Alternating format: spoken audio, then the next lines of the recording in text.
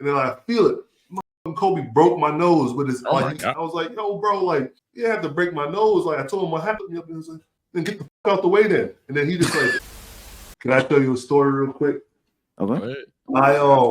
So I was playing. Let me tell you a player who figured this. Like, there was. Hold on, I'll say this. D Rose was one of the players that could, like, we prime D Rose in Chicago. He could take the hit and then like still like finish, like, bro, like he always had my number when he came to the rim, prime D Rose. But I was playing in against the Lakers, and like I think Kobe spun baseline with somebody, and he figured it out. So I get to my spot, I watch film, I know where Kobe's like launching pad is and everything like that. So I know that, you know, he's not going to come. If he comes to try to dunk it, he's not going to finish it. He's getting older at the time and everything like that. So I'm anticipating him trying to, like, you know, I'm going to jump straight up. He pump fakes. He gives me the best pump fake I've ever seen, bro. And then like so I go up. I'm expecting him to go up. On the way down, he jumps into me and everything like that, right? And then like I get called for the foul. So like on the way up, I'm good. On the way down, you're fucked.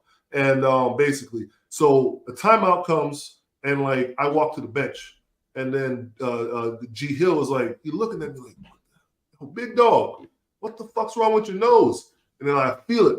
Motherfucking Kobe broke my nose with his elbow. Oh my goodness. Up, bro. So I had to like wear a mask. I had to get surgery the next day. I had to reset it. And that year I made the All-Star game in Orlando. So I see Cole walking down the hallway, and we're like about to cross paths. I was like, yo, bro, like, you have to break my nose. Like, I told him what happened. He was like, what happened? So I explained the play. He was like, he looked me up and was like, then get the fuck out the way then. And then he just like walked. God damn it, Kobe. I was like, sounds like a you problem, man. Brother, bro, like, he's not getting fuck. Bro. Spinning, great. Boom. Oh, that's crazy. It's exactly how he described it. Yeah, too. Look at Lance though. Lance is so concerned. He's like, oh wow. Yo, bro, you see your nose? Lance seen it from a mile away, bro. Yo, you good, gang? Yeah, you. That was your second foul. I think you fouled Powell earlier or something like that. I get it in a second. God damn it, Kobe. Get out the way. That's a Cole, Kobe. I spent a year with Cole, bro. Like that, like, I'm not gonna be like I was his best friend. I got to know him. He was like a hard-nosed dude, bro. He wanted to win every argument, but bro, when he hardly practiced because he was at the end of his career last year. Yeah. But every time he practiced, like the level of intensity just like rose in the locker room. He was just cussing out anybody could, you know, shit, man. He was something else though, bro. He was like a rock star when he was. No, you know, I was gonna ask him about that, but go ahead, Damo. I was gonna say, as a Laker fan, and I want to tout you as one of the few Laker centers we had during the rebuilding years that I didn't absolutely hate. To play some damn defense. Like, oh my God, bro. Robert Sacre, man. Them Robert Sacre. Yeah, Robert Sacre. Timothy Monroe. I'm telling you, bro, Mott, thank you. I still got the clip of me going to the Nets game and for a whole quarter telling Mozgov he's trash, like right behind the bench. Like, I still got it. So you were one of the few Laker centers I did not absolutely hate during the rebuild years. Loved it.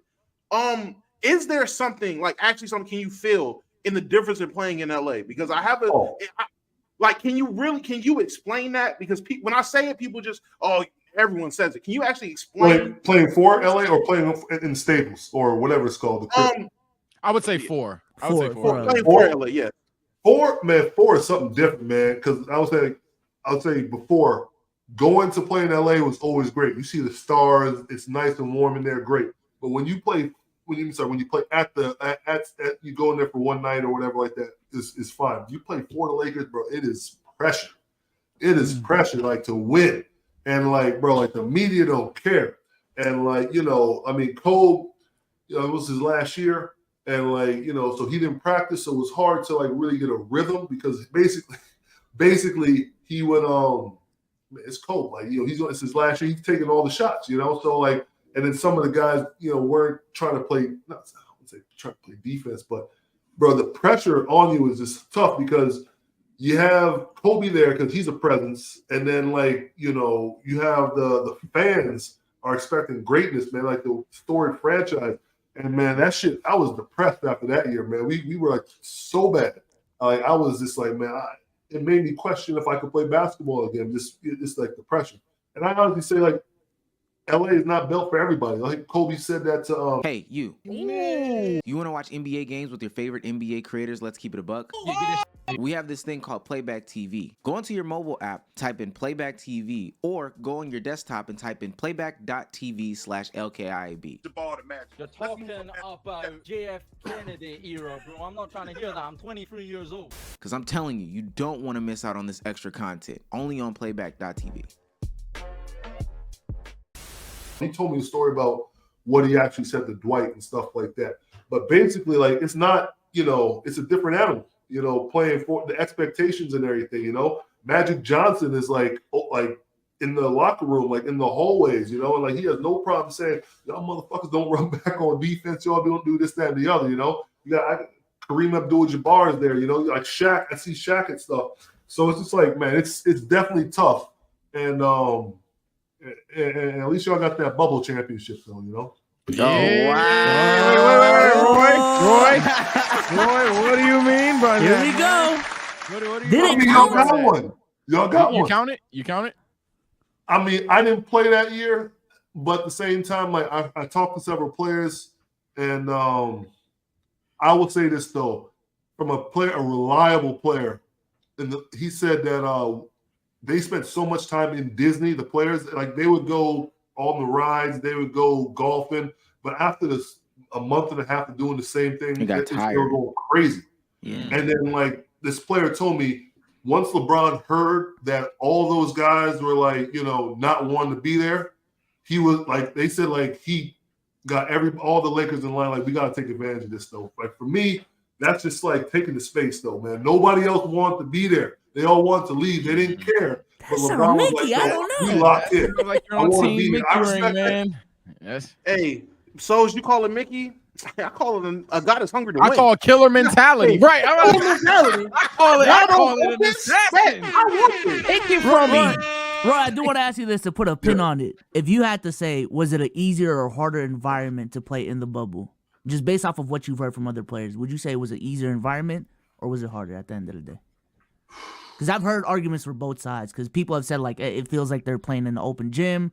On the other side of the thing, like the mental aspect of it that you mental said. stuff is tough, but like to play with no fans in the arena, like, I understand it's like it felt like a scrimmage, and they had the TV screens of people there. So I would say it would be tough, mentally tough. But to me, I probably would.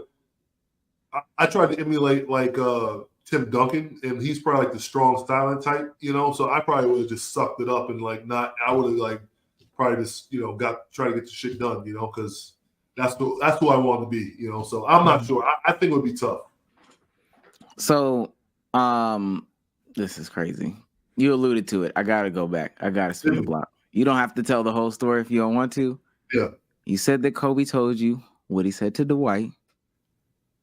What did he say? What was the conversation about?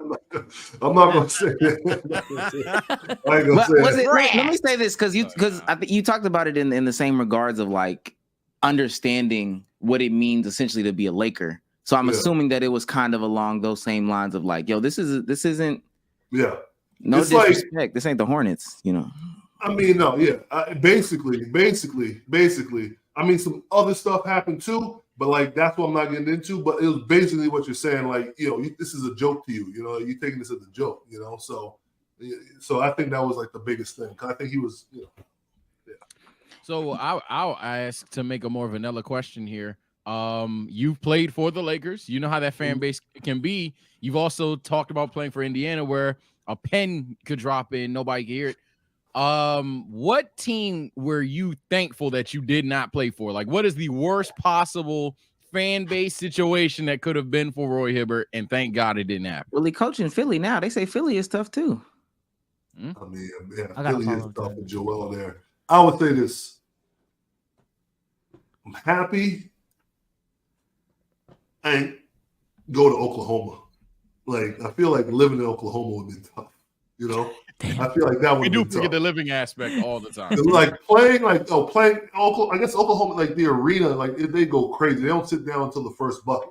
So like that place is always crazy in there. Like they jam it out because there's nothing else professional sports there. So, but to play in Oklahoma, to me, that'd be like, I hope nobody hears from Oklahoma. Oh, you good. But Well, we're not. that'd be like the worst case situation though, because you got a family though, like want some diversity, and everything. I hear it. I hear it. Okay, yeah, I understand that. No too. other words needed, brother. Yeah.